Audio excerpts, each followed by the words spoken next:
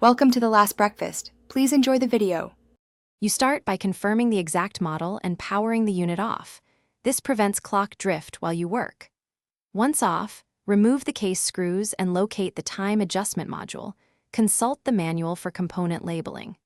You should back up any punch data or take a clear photo of current settings before changing anything, and have a replacement battery at hand so you can swap without losing memory. This prepares you to change the time without data loss or surprises.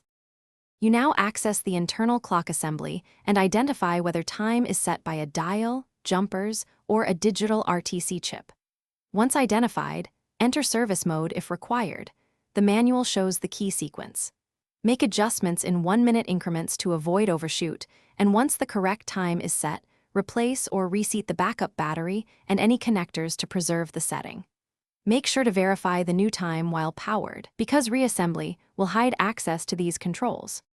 You finish by reassembling the case and powering the machine on, then immediately run a test punch to confirm timestamps match real time. If the clock drifts after a day, replace the RTC battery or recalibrate via service mode, and make sure firmware is current because bugs can affect timekeeping. If you see persistent errors or error codes, document them and contact manufacturer support. Meanwhile, keep a manual log of punches to avoid payroll errors. This one troubleshooting step usually resolves most.